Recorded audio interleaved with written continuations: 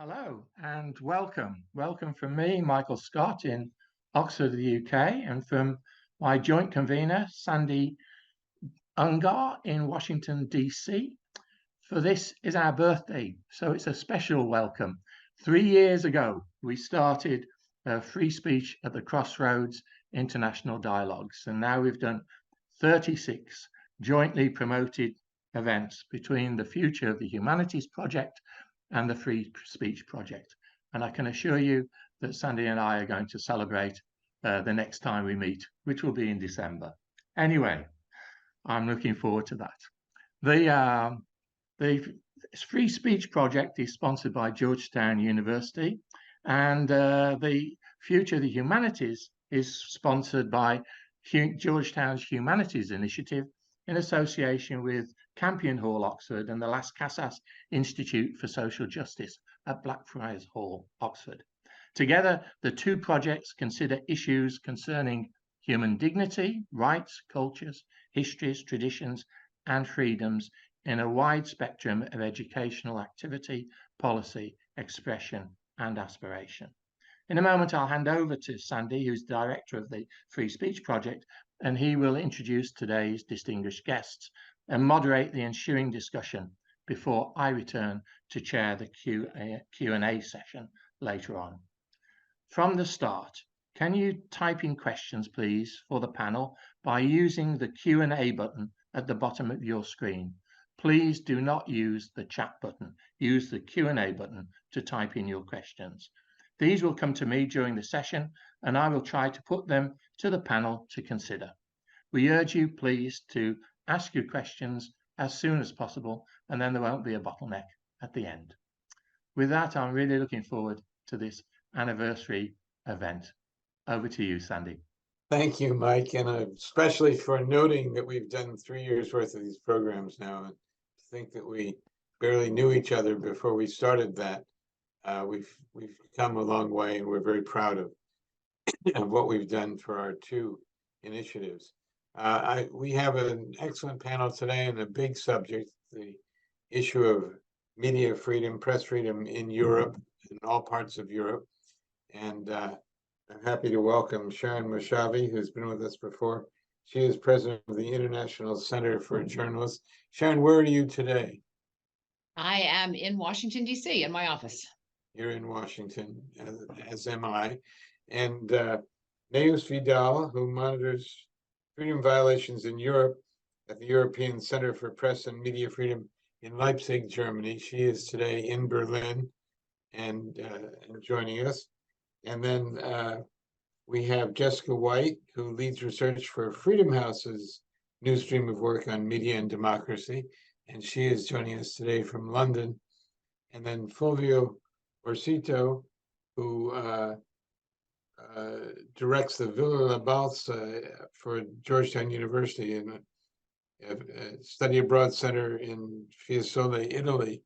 And he is today in Florence, I believe, to join us as well. So this is a subject that we didn't expect ourselves to be coming to with all the other crises in the world at the moment, but it turns out that the issue of press freedom in the old world of Europe and the new world of Europe is quite serious and significant. And I thought I might ask first Neus Vidal, who has issued a report on behalf of her organization, to tell us about the scope of media freedom violations in the European Union these days. Neus. Yes, sure. I was going to say good afternoon or good morning, wherever you are and listening from. Yes, so I'm going to maybe give some updated numbers because we update them every day. So I just looked at the ones that we have today. So just so you get an idea of the picture, we monitor violations of media freedom in the EU and also in candidate countries. And so far this year, we already have 886, which is already more than the full last year that were 871. So it's not getting better, it's actually getting worse. Of those, about half of those 437 are in the EU. So we track violations that go from physical attacks to verbal attacks to censorship, slaps, legal attacks, and so on. And this is not just the usual culprits that people would think of, usually Hungary and Poland, and I'm sure we'll be discussing this, but it's pretty much across Europe. So we see lots of rising attacks in France, in Italy, in Spain, and different types, and so on. But this is a situation that's affecting pretty much the whole continent. So we see problems with accessing information, media capture, and so on. And we'll discuss all these topics. But just the rough idea is we have more than 800 attacks this year already. So that is a lot just in EU and candidate countries. I can go into more detail later on, but perhaps, yeah, it's better to. The way I interpreted your most recent report, which I've read, Turkey was the worst offender. Is that still the case? That's still the case when it comes to, yeah, the countries we monitor. We are funded by the European Commission, so we have to monitor EU and candidate countries. So when it comes to the countries we monitor, yes, Turkey is the worst offender within candidate countries and also within the EU. In the EU, yeah, probably I would just go to the usual culprits, Hungary and Poland, but I'm sure we'll discuss it further. Just for one more second, the nature of the threats in Turkey, what is the most common threat to media freedom in Turkey? We actually have trouble monitoring all of the threats because there's so many. We just don't have the capacity really to monitor the threats in Turkey, all of them. But essentially, it's usually lots of legal attacks, so lots of reporters that are sued, they can't really do their work, or their house are raided. Police arrests, lots of arrests of journalists, usually more linked also to the coverage of the earthquake that they had or the election. So that was, the situation got worse then. And also like physical attacks also from individuals and so on. So it's pretty much all of the range of attacks that we cover, we do see in Turkey. But if I had to choose the main worry, it's authorities actually arresting journalists on a pretty much daily basis. In Turkey. In Turkey, yes. Fulvio, one of the surprises, at least to me, in looking at these results was how many times Italy is offending press freedom. And there you are in the belly of the beast. Maybe you could explain to us what's going on and whether this is really a new phenomenon and what explains it. It's unfortunately not a new phenomenon, but it's more complicated than it used to be. During the fascist regime, of course, the regime almost annihilated freedom of speech. After the World War II period, the culprit was mostly the mafia or the organized crime that intimidated journalists, punished them, and killed them oftentimes. In more recent times, what happens is that with the new center-right government that came into power in October last year, they are making use of a law on defamation that was actually approved by the fascist regime in the 1930s. And by using that, they are putting together many lawsuits, the strategic lawsuits against public participation, SLAPs, that are frivolous suits brought to basically waste time and resources of the journalists involved. And since the current government is also a populist, a coalition of populist parties, that in a way has opened the way for another kind of attack coming from private individuals. In fact, in the past couple of years, most of these threats to journalists are coming from politicians in power who do not want to be criticized, and also by private individuals. So more and more we see on social medias and all the news, journalists who are being threatened by private individuals just because they're at a rally, and the journalists maybe are asking them, why are you here? And they start threatening them verbally, but also physically. So I think that in a way it's a new situation, but not so new. It's maybe putting together sins of the past in a new way, so to say. Jessica, you're working on an annual report from Freedom House on this and related issues. So the first thing I want to ask you, there you are in London, even though the UK is no longer officially a part of Europe. Many of us see it as a European country. And there have been increasing reports that the BBC has been constrained or is constraining itself because of some degree of intimidation by the current government. Can you add some perspective to that, and also other countries in Europe that you think we should be watching carefully? Yes, thanks for that, Sanford, and it's a pleasure to be here. So I just released a report back in June looking at 6 countries in Europe that doesn't include the UK, but includes places like Germany, France, Italy. We looked at Estonia, but also Poland and Hungary.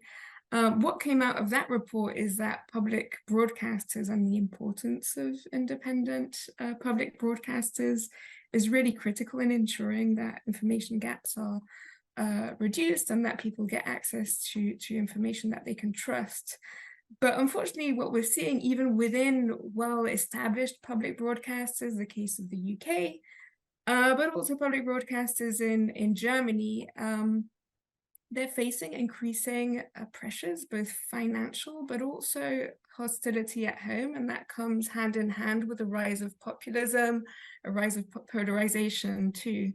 So I think this must be put within the broader context that we live in, increasing polarization. Of course, there are controversies that happen and cases of interference. And I think overall politicians should not lose sight of how important and effective public broadcasters are. And so when they introduce reforms, threaten to cut their funding, this can have a real impact on their ability to defend their integrity and to maintain their independence. So that's what we're seeing in the UK, strikingly, but also in other countries like Germany. I'm often struck by the use of this word reforms to describe this, when in fact these reforms in many cases are making things in an everyday way worse. Is that correct? Well, some of these reforms are necessary. I think public broadcasters are old machines. They need to adapt to new digital realities. But increasingly, we are seeing that there are attempts to kind of, I guess, cut funding or remove license fees, and this can destabilize the financial foundations of public broadcasters and can reduce their ability to provide that critical coverage that cuts across all segments of society, especially now that our information environment is so fragmented. Karen, your organization has a reputation primarily for working in the developing world, I think. I know you've honored courageous journalists in places like El Salvador and Philippines and places where they've really been punished and suffered. So it was almost a little surprise that you were willing to talk about Europe. Well, I think the reason is because, well, first of all, we've also honored journalists and worked with journalists in places like Slovakia and Poland and Serbia. So we've traditionally done a lot of work in Eastern Europe, which is part of Europe. And we have increasingly done a lot of work around financial sustainability in other parts of Europe. We've worked in France and Germany and the UK. So we're seeing, and we have our network as journalists from everywhere. What I find, the reason I wanted to talk and what I think the message I wanted to give is, as an Indian journalist once said to me, when we had our elections here, welcome to the club. And I think what is happening, to Jessica's point, is this is a global issue: polarization, attacks on journalists, and to think that some of our democracies are basically exempt from all of these trends that are happening is a fallacy, and we have to be very, very aware of that. We see attacks on, the biggest attacks on journalists' credibility is coming from state actors, and that is everywhere. And all the examples everyone just gave are absolute evidence of that.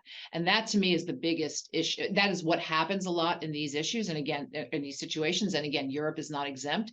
Is those political attacks on credibility to undermine journalism and journalists, and it sadly it is working. Trust in the media is rock bottom globally. If you look at Edelman's last trust report, and that I think is something we have to make sure that those of who are living in what we think are very highly functioning democracies, these threats are very, very real.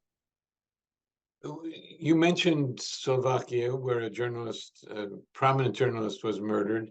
There was also a notorious case several years ago in the island nation of Malta, where the country's leading investigative reporter, I believe, was murdered as well, and she had done some hard-hitting reporting in a country that remains a mystery to many people. So, what can we expect? I mean, do the authorities worry about their country's reputation when some of their leading journalists are murdered, or do they make attempts to solve these cases and reform? I mean, frankly, no. I mean, you're seeing, there are half-hearted attempts in cases like these to bring somebody to justice, and then there may be, a lower level person is, but not, nothing fundamentally has really changed. And I will go back to what I was saying a bit about credibility. I don't think there are strong enough repercussions either on the political level or in any kind of sanctioning way, because as the attempts to undermine the credibility of journalists continues, that sort of helps feeds the impunity, right? It feeds the lack of any kind of outcry. I'm not saying it doesn't happen. Slovakia, I mean, the killing of the journalist did have a very, very huge impact. And because another journalist, Pavla Hocheva, went and continued that work and absolutely helped to bring down the government there. But, from my understanding that, we changed, the mice on the wheel a little bit, but the wheel is still there. Very troubling. So talking about credibility, the European Union is considering legislation, as I understand it, called the European Media Freedom Act, or EMFA. And there have been great hopes placed in this. Of course, it's exciting to think that something could be done in a cross-boundary international way within Europe to set some common standards. And but questions have arisen quite recently in the last weeks and months whether this European Media Freedom Act will make much of a difference, if it is a sincere attempt to bring about meaningful reform in Europe. And I don't know who, maybe Neus, we could go to you first to speak about that, and whether you have hope for what will happen through the European efforts. Yes, I'm always hopeful, so I think it's better to have it than not to have that. But I think it's good for international audience also to see where we are and what the EMFA can do and cannot do and could never have done. So essentially, media policy was something that was always dealt by the states in the EU, so it was not an EU matter. So what this legislation is trying to regulate is doing on the internal market competence, which is the only thing that can actually sort of interfere with the media within countries. So this is addressing the media market, but we all know, and we've discussed it now, there's so many issues that are not media market issues. So that could work for media capture. Yes, I think it needs improvements, and the draft that the Commission presented, we also introduced the Parliament also introduced some amendments and so on. So that can address that part, but it cannot address safety of journalists. It cannot address freedom of information and many other things. So what it can do, it can try and do some things, and we can discuss maybe what are the things that EMFA can do, but it was never going to do everything that's affecting journalists. So I think that's an important recognition, because the Commission, even if it wants to, cannot actually discuss more issues. So EMFA essentially will be looking at media pluralism and media markets. And we've seen lots of problems with state capture of media. So that is something that I'm hopeful it could work, although we need to see how the board works and everything else. But I just wanted to pinpoint that, because it will affect just one part of the problems that we're going to be addressing. So maybe I can go into more detail, but I guess other speakers also want to discuss the ins and outs of that Right. piece of legislation. Of EMFA, as we're now calling it, the European Media Yes. Freedom Act. Jessica, what are some of the things that you think it will do to help? Yeah, I mean, just to say, Nurse is absolutely right. It's not a silver bullet, and it just addresses some of the issues that have been brought about by media capture. But I think it does focus on some of the issues that are, have already happened in Hungary, but are also happening in Poland and other countries, and risk spreading across the region. Issues like increasing ownership transparency, protecting the independence of public service media. One of the big ones is the use of public advertising and how that gets allocated in preferential ways to media that are favorable to the government. So that's one way that the media landscape is skewed in places like Hungary and Poland. And also safeguarding against the use of spyware. So these are some of the key issues that have emerged across the region. And I think that in that respect, if the provisions are strong enough and don't have too many loopholes in them, and we can discuss this later, I think that it does kind of touch on some of the key issues that have been happening, not necessarily directly dealing with, assassinations and security of journalists. And the EU has come out with, for example, recommendations on the safety of journalists. They've also come out with separate initiatives on anti-SLAPP measures, which we can discuss too. So this is only one piece of the puzzle, let's say. You mentioned Hungary. You're not the first one to say so. Can you just tell a little bit about the media profile in Hungary and why its name comes up so often? Yeah, so I think, Hungary has deteriorated rapidly, both in terms of its overall health of its democracy, and this has gone hand in hand with attacks on media. Media capture is both very much an issue with it at the regulatory level, but also within the public service broadcaster and also within private media. So you see how business people allied to the government have been purchasing a huge amount of media. I think estimates are that around 80% of the media landscape is now captured by pro-government owners. So I think it really skews that space for different voices to emerge.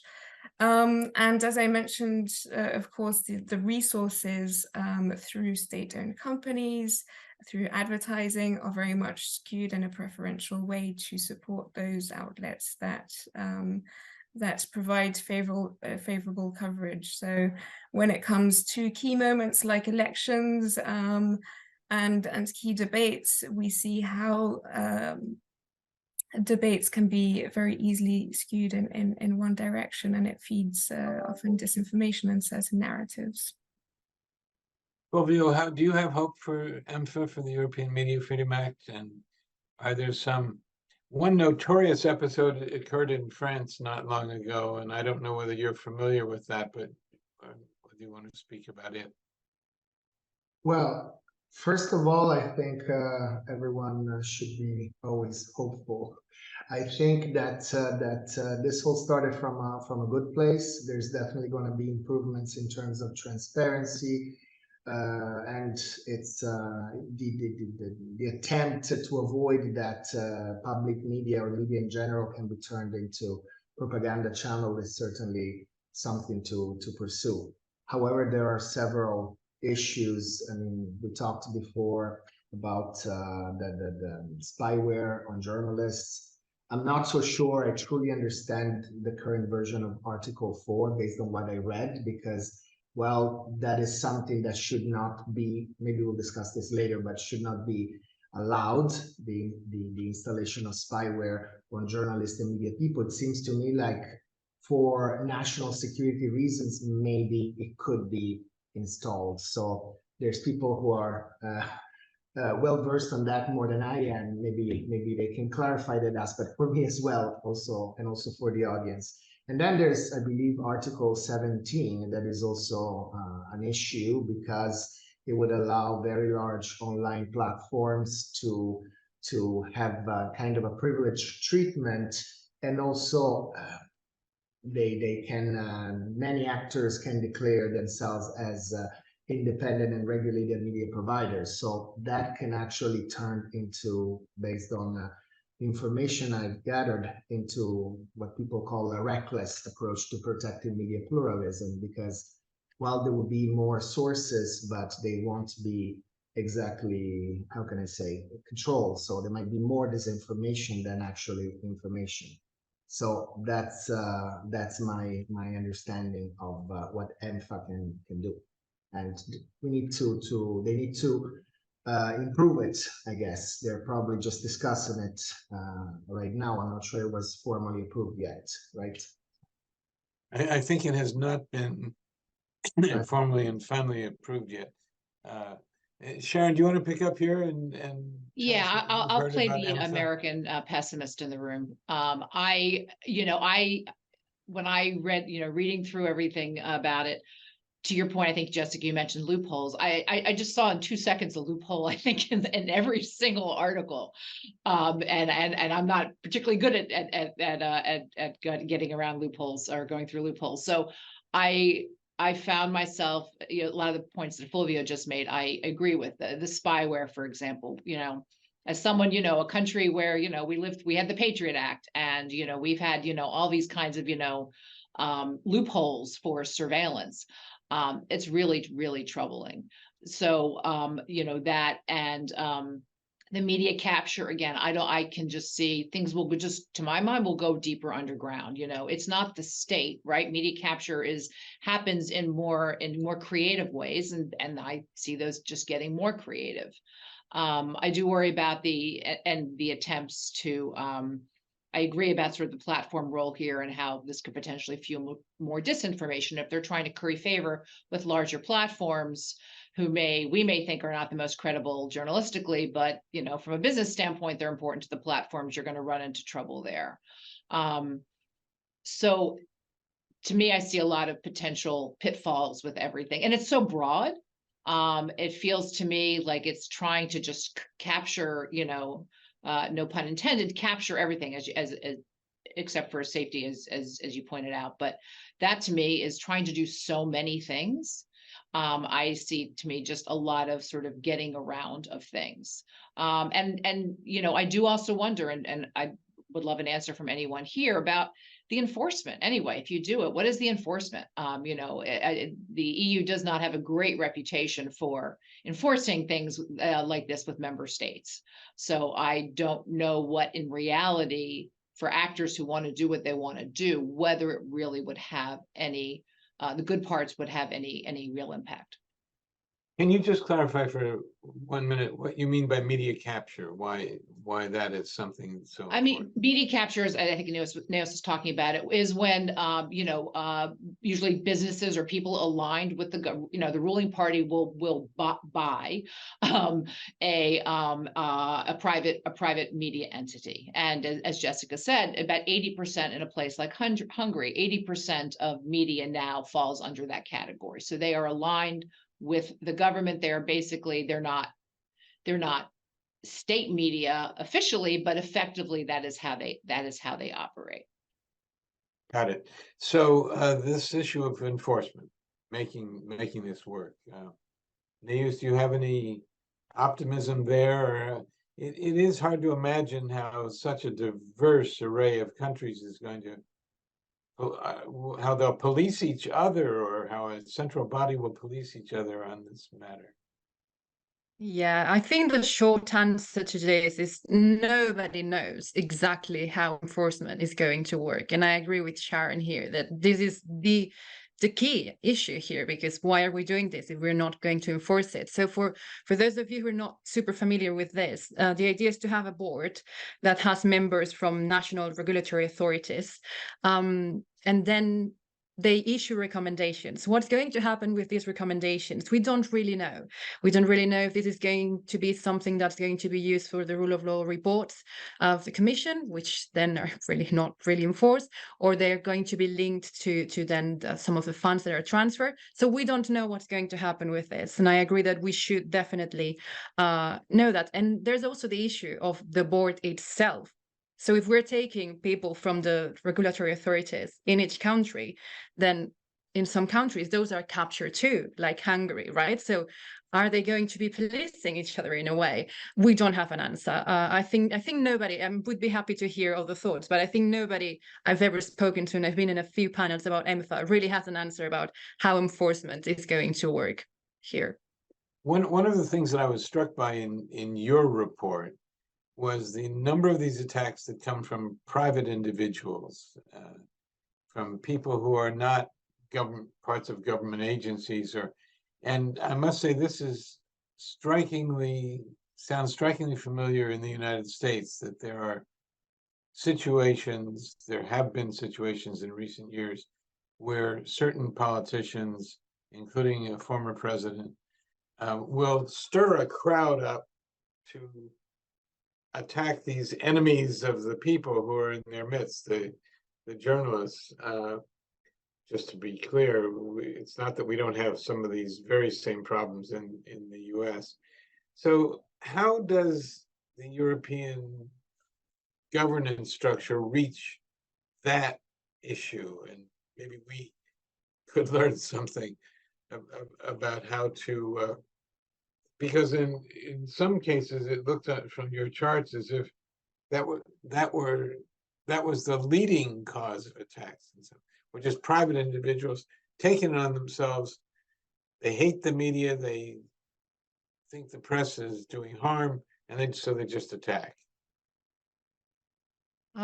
Yes, so we have around 30% of attacks that we track are the source is a private individual. And we definitely see a link when there's states in which politicians are sort of criticizing the media and so on. There's definitely a rise in attacks by private individuals, whether it's covering a demonstration or just covering a press conference or just walking down the street sometimes, really. So we do see that. How is the EU tackling that? Well, there's the safety of journalists recommendation that Jessica mentioned before. So that's definitely not an EMFA issue. And then I think this is also something that I'm not sure you can actually put in law. I mean, you can have court cases and so on, but like that's something that needs to come also, I think, from the political culture and everything else that has to do, that translates with how we see the media. So I think it goes beyond what the EU can actually do about this. But happy to hear other views on this, because this is a really, I would say, one of the main problems we're facing pretty much across the continent. Fulvio, are there forces of reform in Italy that are working on this, and do you have some ideas about how to deal with this? Well, currently, the current government certainly does not represent a force of reform in this area. If anything, is contributing to the general climate of hostility towards journalism, with all the defamation lawsuits that the Prime Minister, the Deputy Prime Minister have started. I'm thinking of a pretty famous one here in Italy that was started a couple of years ago by the current Prime Minister against Roberto Saviano, a prominent journalist who became famous for writing a book on the Neapolitan mafia, Camorra. The book is titled Gomorrah. There was a movie and a TV series after that, just to give you an idea of how famous it was. And he has been under police protection for more than 10 years. So he's been attacked implicitly by the Deputy Prime Minister, who threatened to remove his police escort, leaving him vulnerable to organized crimes attack, and practically with a lawsuit by the current Prime Minister. And the Prime Minister, unfortunately, actually won the lawsuit. So in Italy, the defamation thing, it's pretty I mean, it's bad because it's punishable by jail time. Now, he didn't go to jail. He had to pay a small fine, but it was definitely a very bad thing. So I think that at least the current government, I have to be pessimist in this case, but is not contributing to the improvement of the situation. If anything, is heightening the stakes. When the government is openly hostile towards journalists, then of course private individuals are, feel legitimated to act the same way, or be even more open about voicing their discontent. Just last week, there was a video circulating on social media about a couple of journalists who went to the south to just interview a few people working at a school who allegedly was giving fake high school diplomas, and those people went to their cars and they grabbed stick and clubs and were about to literally beat up the journalists. So that's what's happening. I'm not sure that would have happened a few years ago. So That sounds pretty serious. yeah, it is. It Um, is.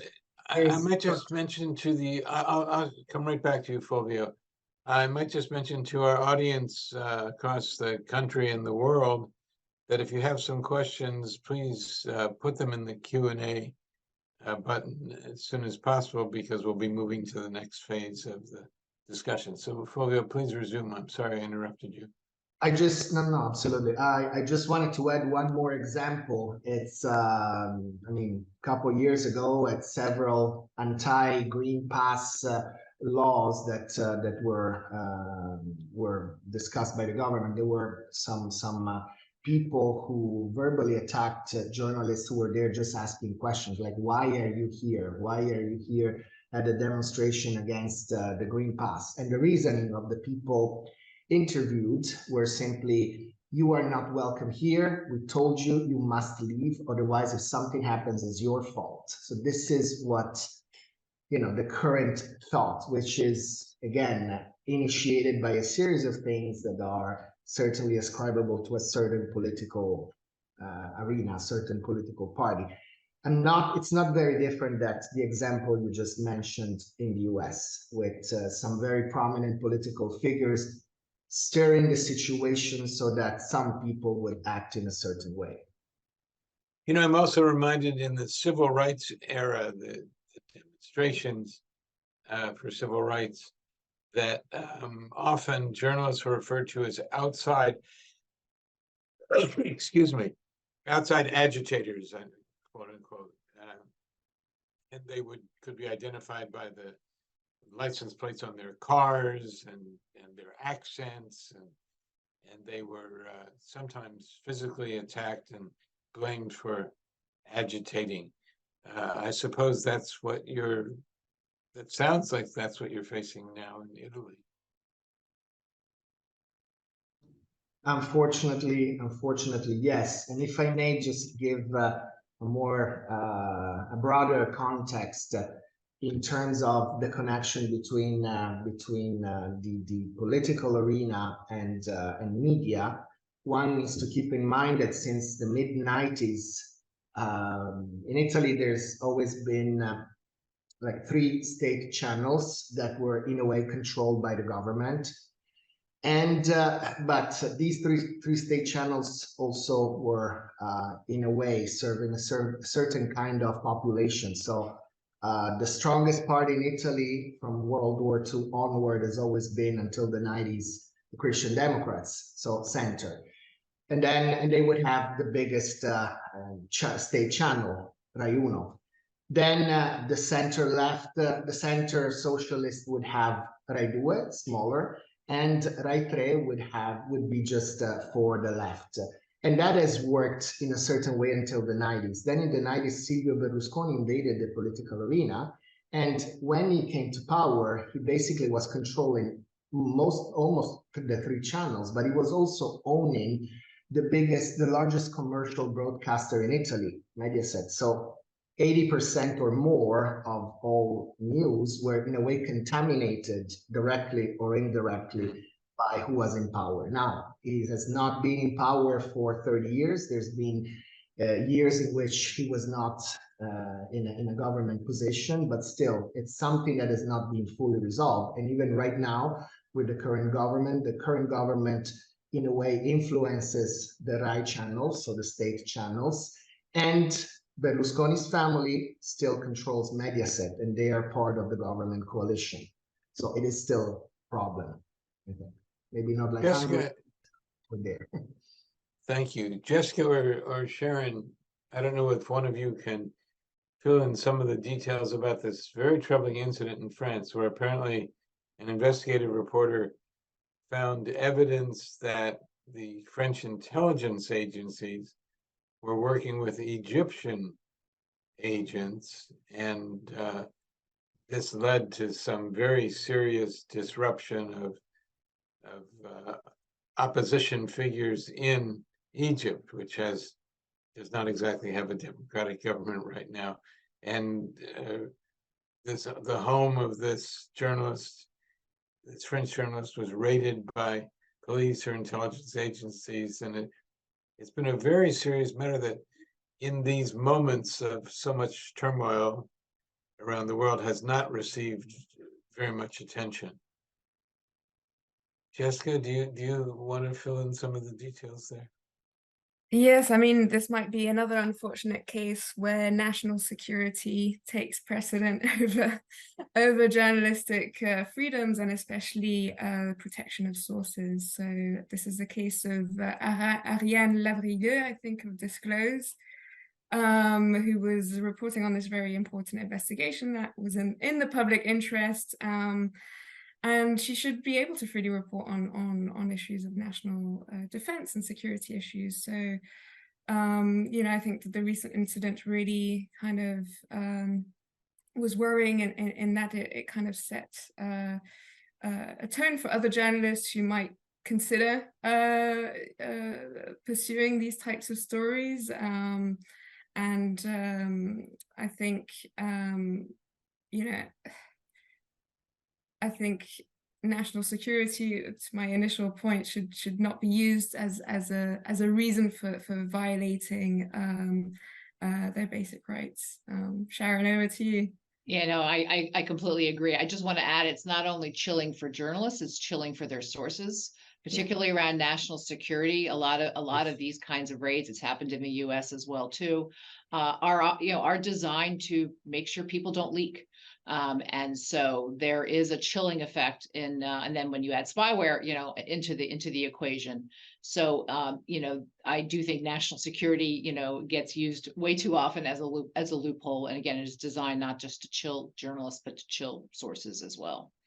And is it used to bring formal legal charges against journalists and whistleblowers in Europe as it has been in the United States? National security laws? I mean, they tend to be used more against the whistleblower. I mean, they tend to, you know, if you're going to bring charges, that's who is quote unquote technically breaking a law in theory, potentially. So again, I think that there's a two-pronged thing. So again, you know, you will see journalists very rarely in countries, democratic countries, fully sort of, you know, the full arm of the law. They may be raided, but, you know, full charges pressed. There tends to be stepping back from the brink, but not when it comes to the sources. A little recognized fact in the United States is that the president who brought the most cases using the Espionage Act from World War I, president brought the most cases against journalists and against whistleblowers was Barack Obama, and his Attorney General Eric, forgetting his last name at the moment, but that comes as a surprise to most people that it was Barack Obama who did this. So while we're waiting for other questions to come into the Q&A, I would just ask you if you see the same thing happening in Europe. There were some reform politicians, progressive, so-called progressive forces behaving this rather unpredictable way against freedom of information and more disclosure of things. Is that trend happening in Europe as well? Or are there some politicians with the prospect perhaps of a British election coming up in months ahead, are there some politicians who will defend the media, who will side with the media and try to do something about this in their own campaigns? Neus? Yes, I guess we've got all sorts of politicians. Like Europe's a very diverse continent. So yeah, but I think this might be a good time to circle back also to the national security exemption of EMFA that we were discussing, because here we have countries, one would say democratic and sort of progressive and so on, that are actually aiming to have this added. So essentially Article 4 of EMFA, what did, I think it was well intentioned to protect journalists from spyware and surveillance. Then some amendments were introduced because, well, you need ex ante judicial review and so on. So I think that's a good thing to take it even farther. But then the council and some countries wanted to have this exemption for national security, which, and notably France was one of the countries pushing for this.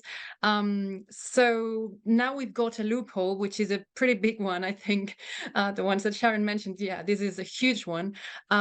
So essentially, any journalist could be spied on, and surveillance could be applied to them. Because national security, what is it? What Jessica mentioned, right? It could be anything. And then you don't even have to say it because it's national security. So if that gets introduced, and that's why we're really fighting very hard so that doesn't happen, if that gets introduced, essentially you're just legalizing spyware on journalists.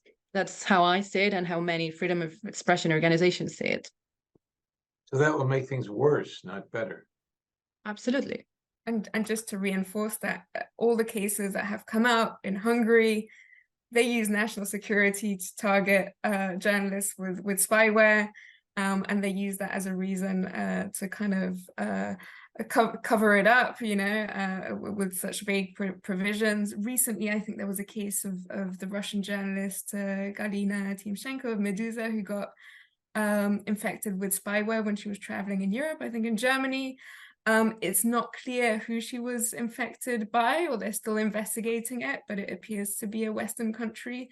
So even within Western countries, there is a big market for this commercial spyware that lacks transparency, that is used under vague provisions. We're not sure exactly why they're using them for, and I think, you know, the EU has a real opportunity to take a bold stance and take really affirmative action in reining in this commercial market and introducing more transparency.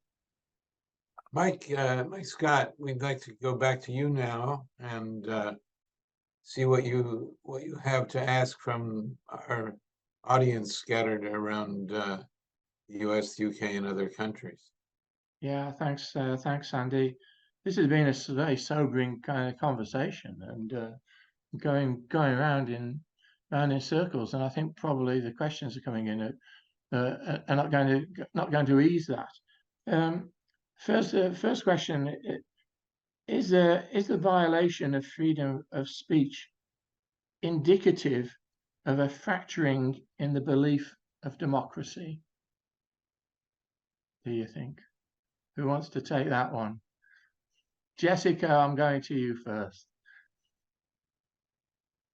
That's a very large one. I think I'll turn back to my point about polarization, and the fact that this polarization is fueling different sets of belief and different versions of who trusts what.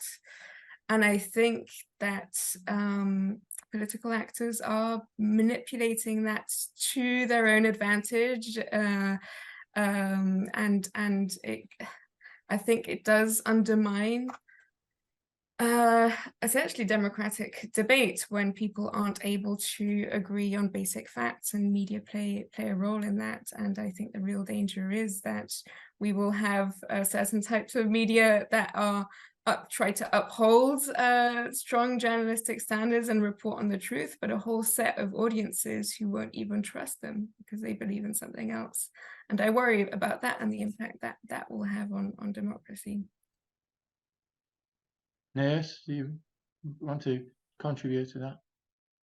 Yeah, I think I agree with Jessica. I mean, it's an indicator, right? So you see that the trust in media and it's eroded, and it's usually paired with an erosion of rule of law in countries. So you can usually see it as one of the indicators. Also, the Commission uses that as one of the indicators for the rule of law reports and democracy in countries. So I think that is linked. So I think what Jessica said really makes perfect sense, and in a way, yes. Yeah.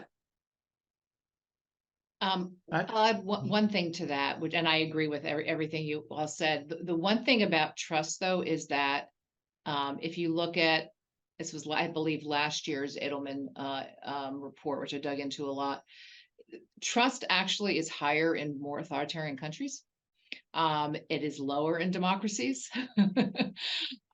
which I do think has people flirting with authoritarianism and authoritarian trends, which then, of course, impacts their trust in journalism and respect for journalism and belief in its credibility.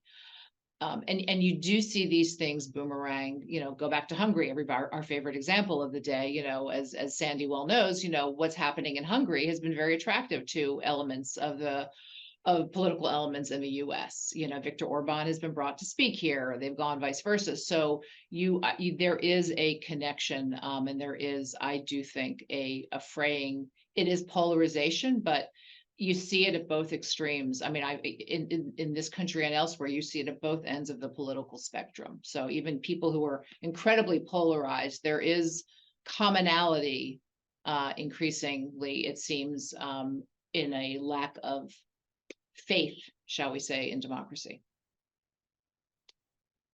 Do you think that's exacerbated by the fact that certainly in the UK,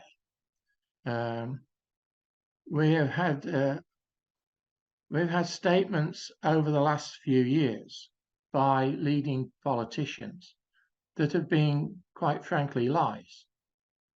And in fact, the Prime Minister was censored and had to resign over this matter. But it goes right back to the whole Brexit debate and the lies that were told to the British people in a kind of a media way by the politicians. Do you think that's had such a wide effect in the UK and perhaps across Europe and elsewhere? Because I think in the US, some politicians might have been telling lies at times or mistruths. I don't know. I wouldn't dare even say, really, but I just wonder whether that might be the case. Do you want to say anything about that, Sandy, before I go to the panel? Well, of course, we've had endless discussions that some of us are exhausted from about truth and allegations. And the great turning point, I think, came about a year and a half into the presidency of Donald Trump, when major media organizations like the New York Times, the Washington Post, the Wall Street Journal, and others, specifically excluding Fox News, began saying that the president untruthfully claimed that for the first time that I'd seen in a long journalism career, people were just declaring that the president was lying.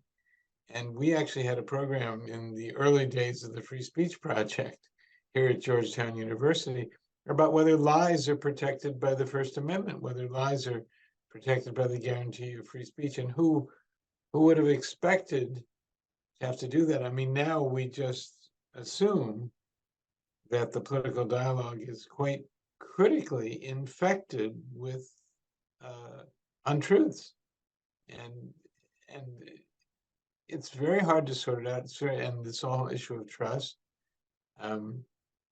We who think of ourselves as part of the press are suspected of having evil intentions and making it all up.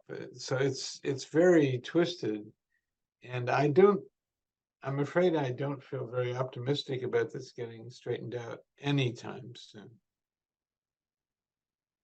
I think Thanks, maybe thanks, just to- Andy. Any other comments, Jessica? I'd just add maybe an optimistic perspective in that I think that serious journalists and serious journalism still does exist, and I think they've become aware of some of the issues at stake, and maybe changed a tiny bit how they present politicians' statements, as you mentioned in articles, calling out lies or you know, making sure that they fact check exactly what they're saying rather than just repeating a quote. So I think that there is that responsibility of journalists, and I from my research across different countries, even in Hungary, the independent outlets that are still left have really emphasized their commitment to strong professional standards, to really kind of increasing their transparency about how they do their reporting, and as an effort to build credibility, at least amongst their audiences. I think that the key challenge with that is that this information, this quality news that they produce often gets polluted, and you know, we're in an online sphere.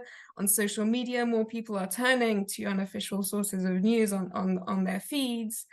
They might not be able to access, or you know, they might not turn to traditional sources of news or reputable sources of news for their information. So that's a whole other challenge where you know that they're struggling to actually get that information to audiences.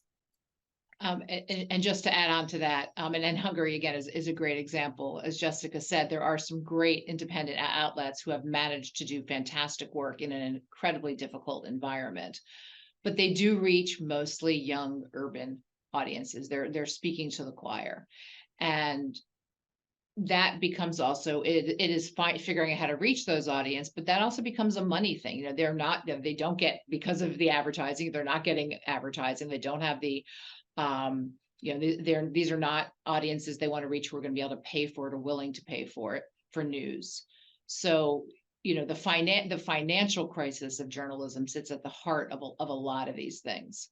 And, you know, as a, you know, I mean, and you know, the EU, part of me is, you know, as we're sitting here talking about, you know, the proposed, you know, the proposed law act, whatever we want to call it, MFIA, you know, where is the support for those independent media in Hungary? I mean, if you really want to counter and change and have a, you know, by trying to, you know, say, okay, Hungary, you can still have spyware that spies on journalists, and you can, and we're going to, you know, look at your media capture, but you're going to have 3 degrees of separation, so we're never going to figure it out.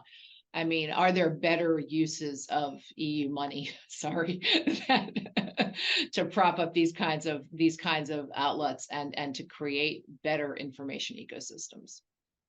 I would just add one little factor here, which is that so few people who are not Hungarians speak Hungarian.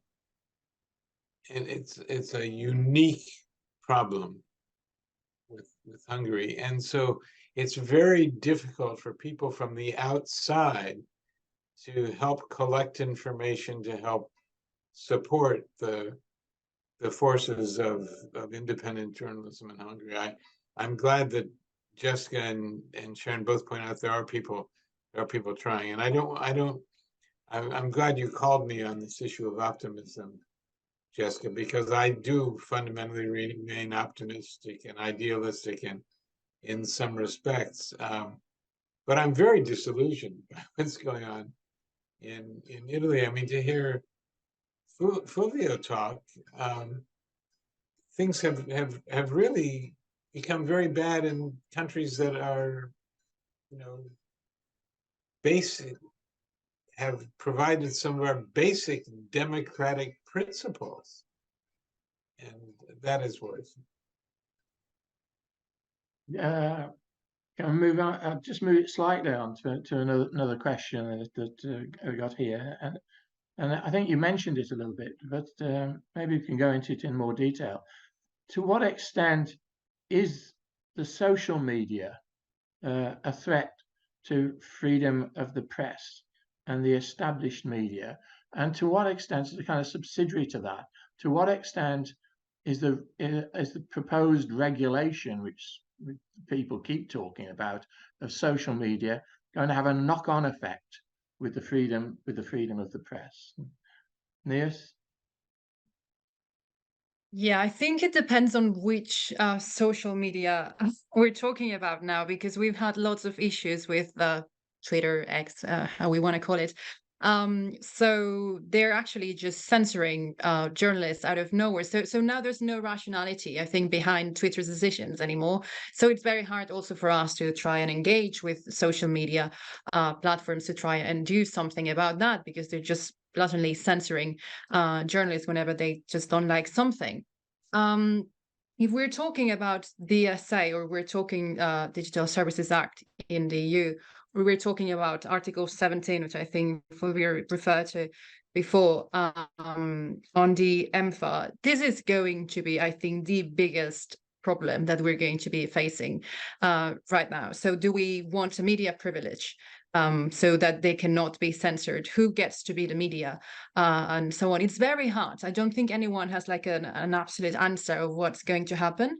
We were trying the soft approach for my organization, also trying to engage with social media platforms. Sometimes it works, mostly it does not work. So it's very hard. And when a journalist gets their account suspended, like there's really not much we can do. So at the moment, I'm not particularly optimistic about it. I think they can be great tools, but they are also being used as censorship tools. Yeah. Jessica, did you want to add anything to that?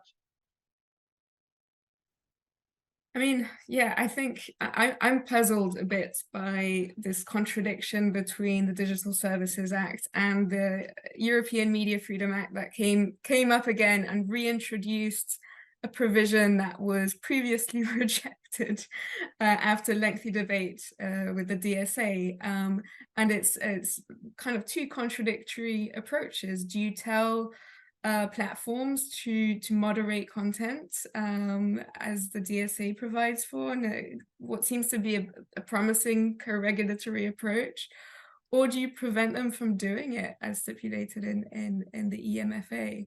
I think I'm more worried about the EMFA and its provision and the unintended consequences that can have, both in terms of, you know, allowing any kind of media to declare themselves as such, and be able to spew all types of information that they want. So we go back to the loopholes. Not a great idea. But yeah, I think that the DSA does kind of uphold some of the key principles that I think are important for social media, in terms of transparency, in terms of providing access to researchers on key data, and also in terms of accountability. So I think there are some principles there that are promising, and we'll see. I mean, it just came into force in August, right? So it was still a bit of a ways to really figure out how it's being implemented and the ultimate impact it has. I see, Fulvio, you've been nodding there. Did you want to say something? Yes, well, going back to the initial question, I don't think that social media can threaten the freedom of speech. Is actually in Italy. Also, I don't want to convey too bleak of a vision of Italy here. Social media has never been, in my understanding, censored in any possible way, nor controlled by the government, etc. in Italy. However, I think that, well, this is a good thing. On the other hand, there's some issues about fact checking that one should consider if the news feeds of individuals only comes from social media. So, you know, we go back to Article 17, a plurality. What has been perhaps considered as a media diversity can turn easily into a plurality of disinformation, perhaps. So we should be careful of that, I guess. Thanks for that. So we got a question in from Ian Volner. Thank you, Ian, for your question. Ian says, of the 800 or so media assaults, how many of them were directed at journalists working at state-owned media outlets like DW or BBC? Yes. We don't know. That's the thing. We don't have a filter for that kind of information, so I wouldn't be able to say the exact number. It's usually not, I mean, it depends on whether it's attacks against media outlets themselves, like laws and so on, then that would be a thing against public service media. We definitely track that. When it comes to individual journalists, this is not the ones we're really worried about. Usually the most vulnerable ones are freelance journalists. They're the ones suffering more attacks and without any kind of protection. Then I would say public service media journalists are the ones that are better protected usually, but I don't have a number for how many of these attacks were directed against this. I can't even look it up because we don't track it like that, so sorry. But Do you track by gender at all? we do track by gender, yes, although it's a bit hard to say, like because we have different types of attacks. So for example, we can see online attacks, it's women are targeted most. Then physical attacks, it's most men, but for some we get the report that this happened to a journalist, but we don't have the gender. So I can't give you exactly like more women or more men. It really depends on the type of attack, but definitely online attacks and insults and so on, women, definitely. And just to add on to that, our research has shown that 1 out of every 5 online attacks against women journalists ends up translating into a real world attack. So that's something to bear in mind. Goodness me. A question from John here. Thanks, John. Have old Cold War distinctions between West European and East European journalism practices been blurred? I'll read it again. Have old Cold War distinctions between West European and East European journalism practices been blurred? Do you want to start with that, Sharon? I can. I think it's less the journalism, it's more the enabling or lack of enabling environments that are being blurred. There's fantastic reporting against all odds coming out of Eastern Europe and frankly, in much more difficult environments than most journalists in Western Europe. It is a much harder place to report, Serbia, Hungary, Poland, Slovakia, all of these places are incredibly difficult. And you see people doing phenomenal reporting. They've done a really good job, I would say, too, in the Eastern Europe of working collaboratively across borders. There is that shared experience that maybe comes from that. There are good investigative reporting networks. So you see better collaboration, frankly, in the East than you do in the West. But I think the tone of this conversation has basically been, we're seeing the behavior of political actors and states and politically affiliated actors starting to act a lot more like what we're seeing in Eastern Europe. Yeah. Interesting. If I could, sorry. So go on, carry on this. If I could add to that, because I would argue like the distinction between Eastern Europe and Western Europe is also a bit not so clear. I mean, we can know, but within Western Europe, I'm from Spain, I'm based in Germany, but I've lived in the UK. So these 3 countries are all Western Europe and their media systems are completely different. So, and within Eastern Europe, we also see really good and really bad practices and so on. So I would say even like we see the same kind of practices across Europe and with some outlets without politicians interfering and so on. So I wouldn't say there's a clear distinction. Not sure there ever was, like in the recent years, also different kinds of this is the East, this is the West, and we're doing different things. I think like the South-North divide could also be something we could be discussing here. But as Sharon said, there's good reporting going on everywhere and bad practices going on also everywhere. Fulvio, did you want to add to anything on that? I just agree with what was said before. I especially coming from an Italian perspective, it is hard for me to see where Italy was or is nowadays, more within the Western European canon or cliche, if you will, or the Eastern European one. Maybe Northern versus Southern cliches are more helpful, I guess, in the Italian case, but still. it's there's good and bad reporting that in the country. There's journalists who speak with a free voice and they want to defy the system, and there are those who just follow the political parties they are in a way following. So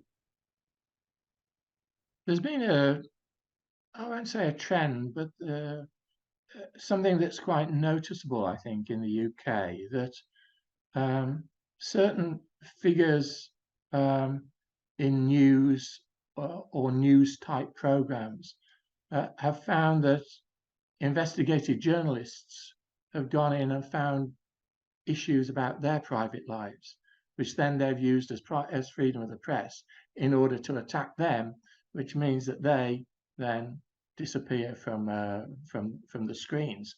Is it kind of almost a circular issue? Is that evident more widely in Europe or in America, that kind of attack? Who wants to have a go at that? None of you seem eager. Jessica, do you want to have a go at that? Sorry, Do you know no. what I mean?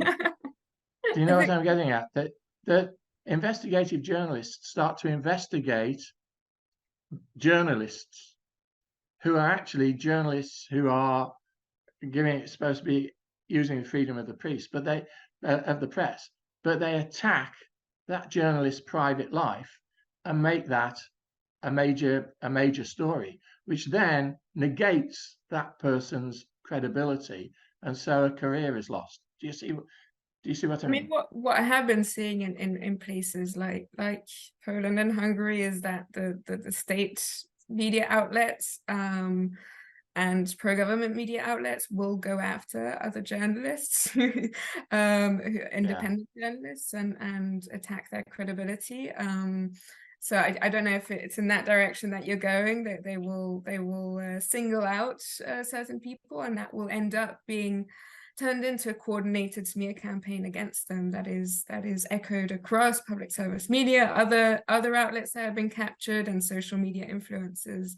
So it can really kind of create this whole campaign of undermining specific independent media, and kind of can be quite personal in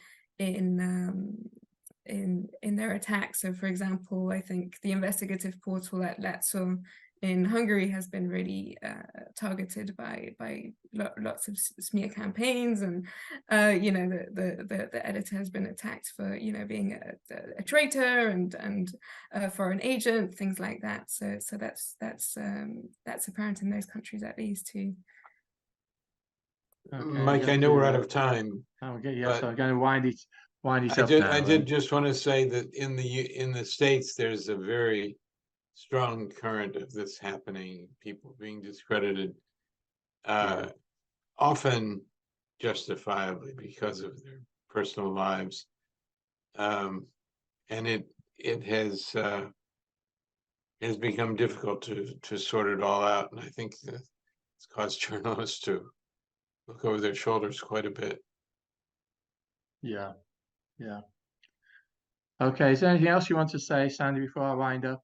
Well, I just want to thank everybody for joining us today in this very important and interesting discussion. And of course, as usual, we're grateful to Georgetown University, President Jack DeGioia, and many other people for their support of the Free Speech Project.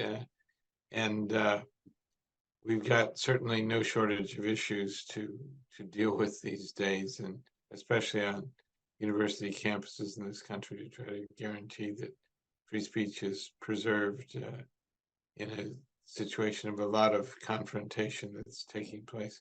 So I continue to be proud of our opportunity to work together, Mike, and we'll charge forward. And next month in December, we will be talking about the Israel-Gaza crisis and its impact on free speech in various countries around the world. And I believe that's on the 6th of December, if that's a Wednesday, that we'll be handling that. So otherwise, thanks to everyone for tuning in, and we'll move forward with this, and very eager to hear from our listeners and participants.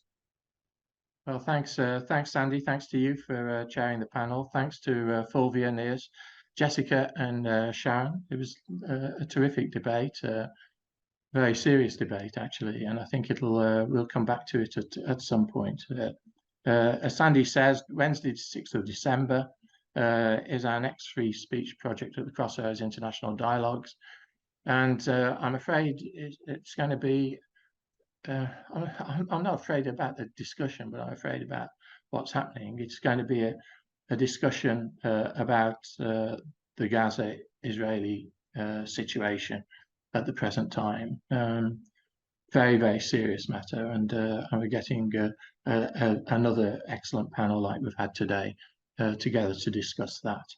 You may also be interested in the next Zoom event in the Cultural Encounters series, when Bruno Clifton, who's the Vice Regent of Blackfriars Hall, and is a Catholic priest, a Dominican priest, who's been to Jerusalem recently, he's going to be talking about the Hebrew Bible.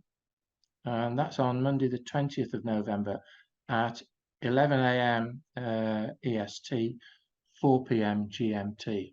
And of course, there's a lot of what's happening over there. Israel and Gaza is religious as well as political, of course, and to be talking about the Hebrew Bible at this particular time is very sensitive, and he's very incisive about what he wants to say. So Bruno Clifton on the Hebrew Bible, Monday the 20th of November. Thanks to Jack DeJoya and Tom Banchoff at Georgetown, John O'Connor, the Regent, and Richard Finn, the director of Las Casas Institute, and our new prior at Blackfriars, and Nick Crow.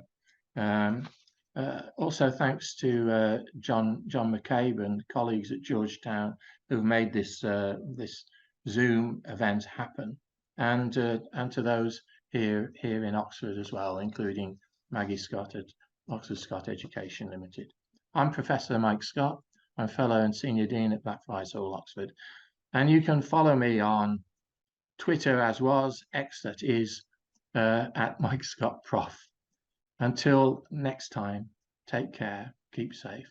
Thank you, panel. Thank you, Sandy. Thank you all for being participants and asking questions. Thank you, Mike. Bye-bye. Thank you. Thanks to everyone.